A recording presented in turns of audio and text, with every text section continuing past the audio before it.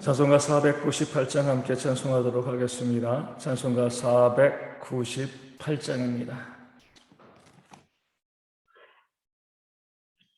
찬송가 498장 함께 찬송하도록 하겠습니다. 498장입니다. 저 죽어가는 자 다 구원하고 죽음과 죄에서 건져내며 죄인을 위하여 늘 애통하며 예수의 공로로 구원하네. 저 죽어가는 자 예수를 믿어 그 은혜 힘입어 다 살겠네. 주 믿지 않는 자 불쌍히 여겨 자매게 할 때를 기다리네. 열심을 다하여 인도해 보세. 예수를 믿으면 다 살겠네.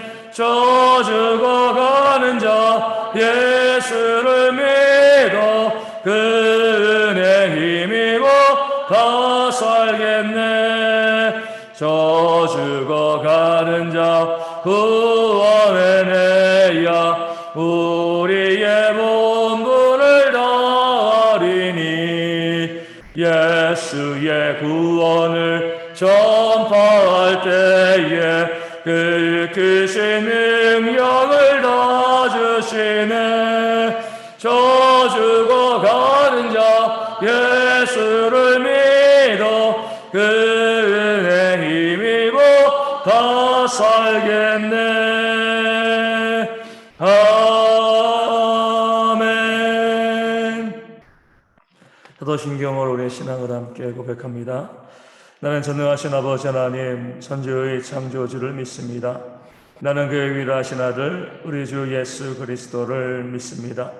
그는 성령으로 잉태되어 동정녀 마리아에게서 나시고 본디오 빌라도에게 고난을 받아 십자가에 못 박혀 죽으시고 장사된 지 사흘 만에 죽은 자 가운데서 다시 살아나셨으며 하늘에 오르시어 전능하신 아버지 하나님 우편에 앉아 계시다가 거기로부터 살아있는 자와 죽은 자를 심판하러 오십니다.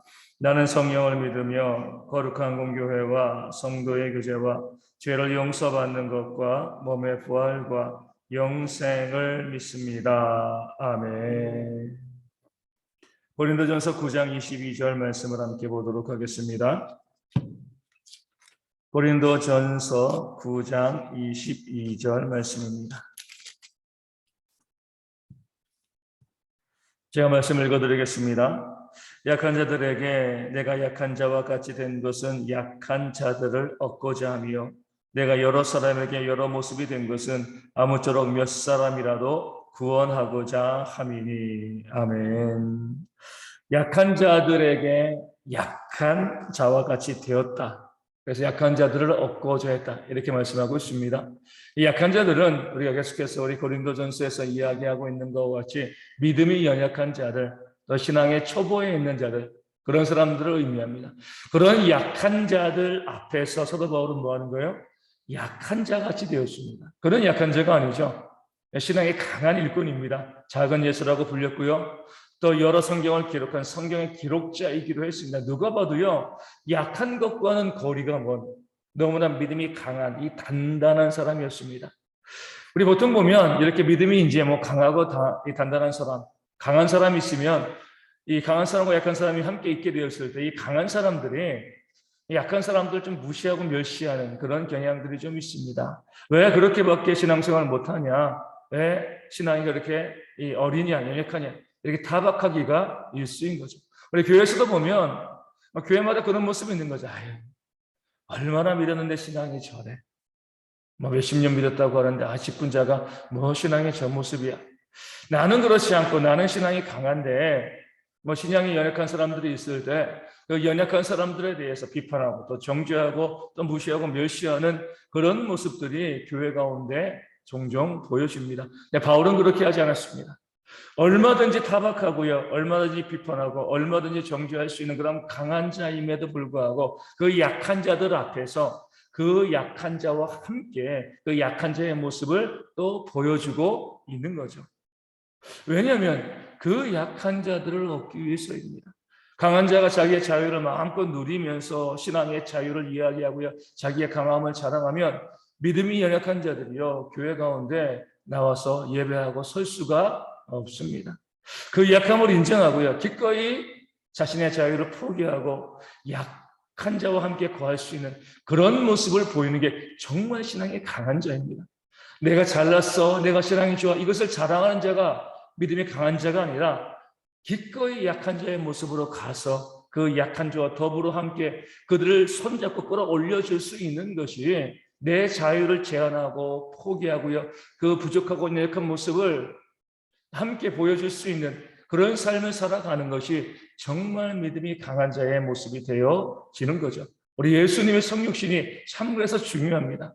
하늘의 모든 영광을 보내시고요, 가장 약하고 가장 부족한 모습인 인간의 모습을 입고 이 땅 가운데 오셨잖아요. 하늘에서 우리에게 구원의 진리가 이렇다 저렇다, 왜 그것을 알지 못해, 이것이 아니라 인간의 몸을 입고 이 땅 가운데 오셔서 우리 가운데 거하시면서 우리를 복음을 전하셔서 우리를 구원해 내셨습니다. 그런 예수님의 모습을 닮아가는 것이 우리죠.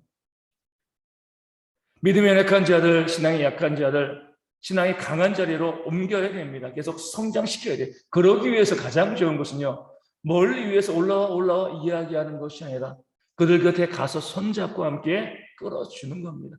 그런 사랑과 지혜가 사도 바울 가운데는 있었던 거죠. 오늘 말씀을 통해 사도 바울은요, 이렇게 이야기하고 있는 겁니다. 우리의 모든 신앙과 우리의 모든 헌신의 가장 중요한 초점은 한 사람이라도 더 얻고자 하는 것, 그 영혼 구원에 달려 있다는 거죠. 그것 때문에 우리가 믿음 생활에 나가고요, 신앙 생활에 나가는 것이라. 그럴 때 그 영혼을 구하고자 하는 그런 간절한 마음이 있을 때 기꺼이 섬길 수도 있고요, 기꺼이 사랑할 수도 있고 겸손하게 되어지는 겁니다. 거룩한 삶은 내가 훈련하고 연습한다고 되어지는 것이 아니에요. 복음을 증거하고 한 심령이라도 어떻게라도 구원하고자 하는 거룩한 열정이 우리 가운데 있을 때, 그 영혼을 사랑하는 마음이 있을 때 거룩한 삶이 우리 가운데 보여지게 되어지는 겁니다. 그런 모습을 바울이 우리 가운데 알려주고 있는 거죠. 그러면서 이렇게 이야기합니다. 내가 여러 사람에게 여러 모습이 되었다. 여러 사람을 만나잖아요, 복음을 증거하면서. 네, 바울은요, 그 여러 사람의 모습으로 그들에게 다가갔습니다. 얼마나 피곤하고 얼마나 힘들었겠습니까? 한 모습만 가지고 보여지는 것도 힘든데, 만나는 사람들, 그 사람들마다 그 사람들에게 맞춰주는 것이요, 정말 힘들고 어렵죠. 하지만 그 심령을 사랑하고 그들을 얻기 위해서 그 피곤하고 힘든 일을 바울은 마다하지 않았습니다. 예수님도 마찬가지입니다. 이 땅 가운데 오셔서요, 특정 무리의 사람들만 만나신 것이 아니죠. 공회의 회원들, 그 당시 존귀히 여겨지는 그런 사람들도 만났습니다. 지식인들도 많이 만났죠. 세리와 창기도 만나고요, 부정하다고 이야기되어지는 그런 질병, 또 귀신 들린 자도, 또 어린아이도, 또 여자도, 온갖 종류의 사람들을 다 만나셨습니다. 우리가 복음서를 보면 그들의 만남 가운데 주님께서 거리낌이나 부딪히는 것들이 없이 모든 것들이 자연스럽게 만나지는 거죠. 하나님이신데요, 그 인간의 연약한 다양한 모습을 만나면서도요, 그들 모두에게 맞춰주는 그런 모습을 우리 주님이 우리 가운데 보여주시고 그것을 통하여서 천국의 복음을 증거하신 겁니다. 바울도 그런 모습이고 또 우리도 그런 모습을 보여야죠. 그 심령을 얻기 위해서 우리가 죄를 짓지 않은 것은 아니지만 그들의 모습에 맞춰줄 수 있는, 피곤하고 힘들어도 내 모습을 따라주기를 기대하는 것이 아니라 그 사람들의 모습에 맞춰줄 수 있는 그런 사랑과 지혜가 있을 때 복음의 역사가 일어나게 되어지는 겁니다. 그러면서 이렇게 이야기합니다. 그렇게 여러 모습이 된 것은 아무쪼록 몇 사람이라도 구원하고자 함이니. 약간 맥이 빠지는 그런 제 말씀이죠. 그렇게 약한 자가 있을 때 약한 모습 되어지고요, 유대인에게는 유대인, 이방인들에게는 이방인의 모습을 보여지고, 여러 사람을 만나서 정말 여러 모습으로 되어지는 그 심령들을 구원하기 위해서 최선을 다하면서 모든 인생을 다 쏟아붓고 있는 그런 바울의 모습인데 목표가 뭐예요? 몇 사람이라도 얻고자 합니다. 아니 그 정도로 노력하고 애쓰고 또 하나님의 능력 성령에 충만한 그런 사람이라고 하면 고작 여러 사람이 몇 사람이 뭡니까? 뭐 적어도 한 나라 정도는 얻어야죠. 한 국가 정도는 복음화 시켜야죠. 이런 꿈을 가져야지.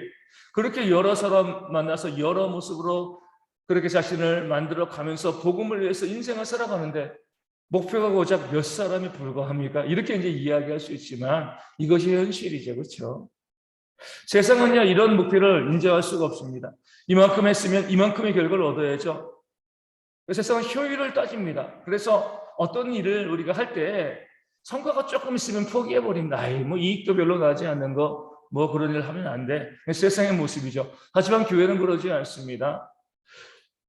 한 생명이요, 한 심령이요, 온 천하보다 귀한 것이 바로 우리 복음의 모습인 거죠.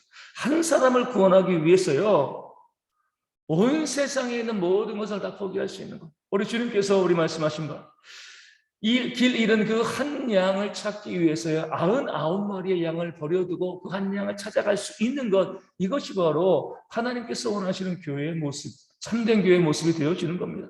교회가요 효율을 따지면 안 돼요. 아니 그렇게 열심히 전도해가지고요 고작 몇 사람 얻었습니까? 그게 옳은 길입니까? 이렇게 이야기하는 사람들이 있을 수 있죠. 그렇지 않습니다.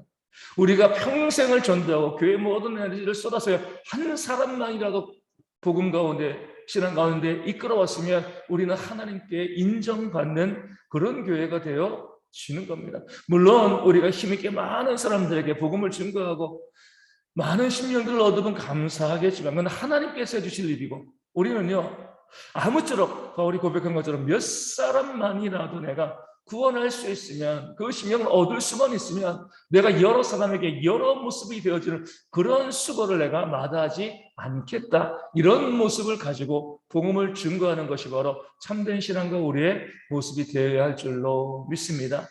예수님께서는 하나님이시잖아요. 이 땅 가운데 우리가 지금 배우고 있는 이 모든 말씀을 하나님으로서 하나님 나라의 말씀을 직접 많은 사람들에게 행하시고요 얼마나 많은 기적을 보여주셨습니까?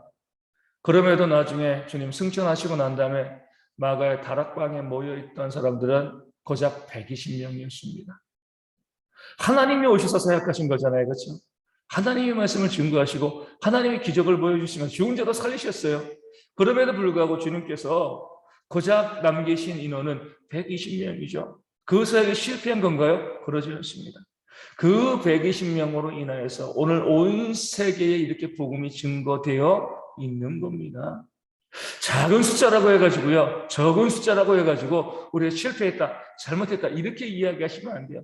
바울이 고백한 것처럼 모쪼록 아무쪼록 몇 사람만이라도 구원해낼 수 있으면, 얻을 수 있으면 그들이 세상을 변화시켜 나가는 줄 믿습니다. 그런 모습을 가지고 우리 대형교회도 자꾸 효율 따지고 능률 따지고 이렇게 했으니까 이런 결과가 나와야지, 이것이 아니라 진심으로 섬기고 헌신하고 단 몇 사람만이라도 우리가 얻기를 바라는 마음으로 최선을 다해서 복음을 증거하고 또 기도하고 또 나아가고 헌신하는 그런 참된 교회가 되어질 수 있도록 이 아침에 함께 기도해 주시면 감사하겠습니다. 교회 온전한 부흥을 위해서 늘 기도하여 주시고요. 이 힘들고 어려운 시기 가운데 우리 대형의 성도들이 건강한 모습으로 나와서 예배했을 때, 지난주에도 우리 교회 계속 나오다가 나오지 못한 분들, 또 연락을 또 해보고 취하면 다 아파서 못 나오시는 분들, 그러니까 우리 이제 김혜숙 집사님도 아파서 그 어제 못 나오시고, 또 이승준 형제도 허리가 너무 아파가지고 또 지난주에 나오지 못하고, 여러 가지 육신의 질병으로 힘들어하고 아파하는 그런 분들이 있습니다. 우리 노유신 목사님도 지금 계속 위중한 상황에서 치료받고 있고요.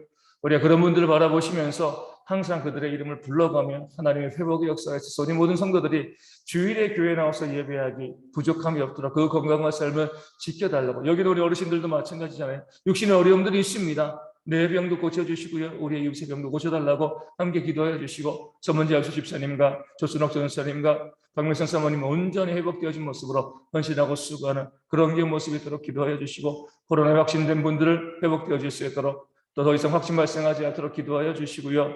이 질병이 속히 사라질 수 있도록, 또 우울증 있는 분들도 회복되어질 수 있도록 기도하여 주시고, 오늘 저녁에 수요 예배가 있습니다. 우리 집사님께서 말씀을 증거하시는데 수요 예배가 하나님의 은혜 가운데 온전히 드려질 수 있는, 우리 성도들이 함께 동참할 수 있는 그런 예배가 될 수 있도록 오늘의 이 하루의 삶과 예배를 위해서 우리 함께 기도하도록 하겠습니다. 기도문 하시겠습니다.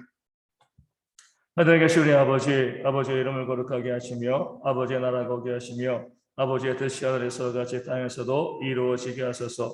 오늘 우리에게 일용할 양식을 주시고 우리가 우리에게 죄를 한 사람을 용서하여 준 것 같이 우리 죄를 용서하여 주시고 우리를 시험에 빠지지 않게 하시고 악에서 구하소서.